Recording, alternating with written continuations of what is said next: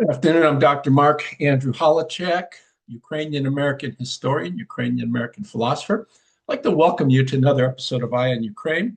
Today, I want to talk about Vladimir Putin's amoralism, and specifically how that amoralism translates into viewing him as a very dangerous person when it comes to interactions with foreign dignitaries.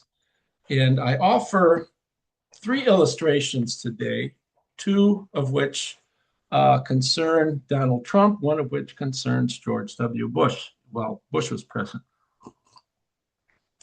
Now, in his authorized autobiography, which was ghostwritten prior to Putin assuming office of the presidency, he talks about his years in the KGB and one of the important methods used by gaining, to try to gain information from someone with whom one wanted to get information as a spy.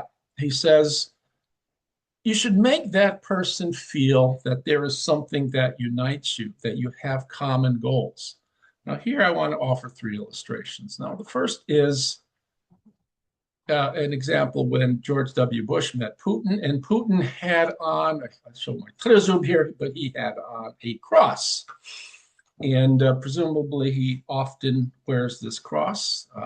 He sometimes says he always wears it. That's not necessarily proof that he's a religious person. It could be used for political purposes. Nonetheless, we'll keep an open mind here. Now, when he met Bush, and Bush is a born-again Christian, Putin went out of his way to make sure that Bush would see the cross. And when Bush saw the cross, he was intrigued. And Putin told Bush the story. He said, well, my mother gave me this cross, at my baptism.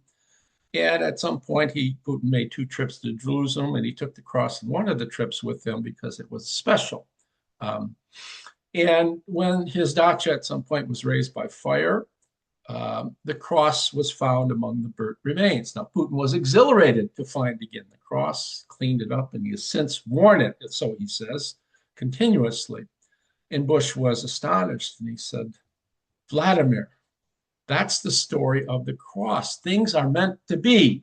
So it was a wonderful way of playing George W. Bush here. There again, secondly, is the story when Trump sent real estate agent Steve Witkoff to Russia to discuss in his second visit to Moscow a ceasefire to the war.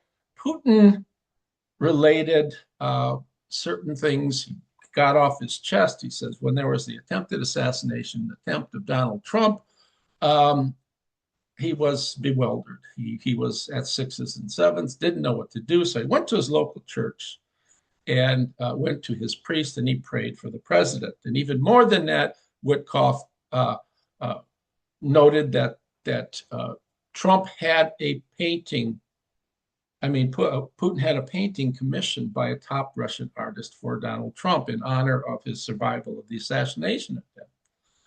And I'll look at this in a bit. And Witkoff sums, he goes, I don't regard Putin as a bad guy. We'll look at the painting before I end it briefly.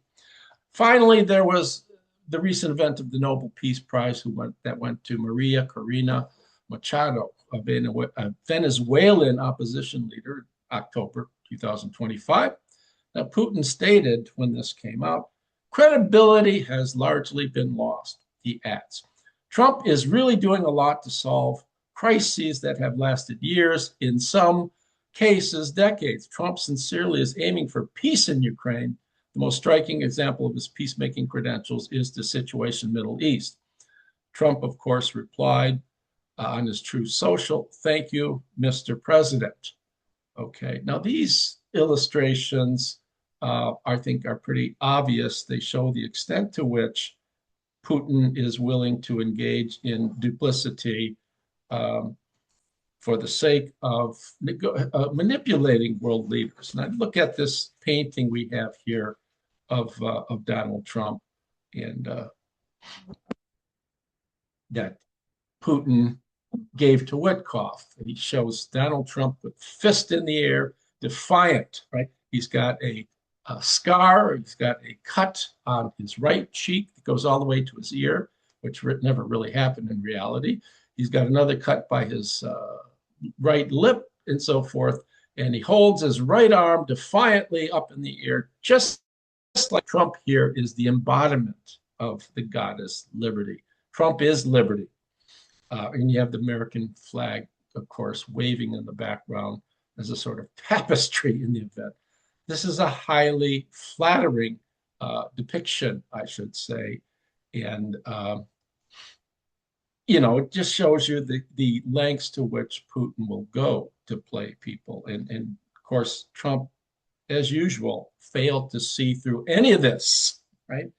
And he just thought it was a goodwill gesture by a person. Woodko says he's really not a bad guy. And as Trump has said many occasions, he's a friend. And we know from the Alaska summit that he said, supposedly, the Liberator reveals, he says, I'll help you. Anyways, I hope you enjoyed this little snippet, this little vignette on Eye on Ukraine about the techniques, certain of the techniques that Putin learned in the KGB that he brought to his presidency, and why that makes him a very, very dangerous person. Anyway, TTFN, we will do this again. I hope you enjoyed the video. And if you do, please like the channel and share the video with other people.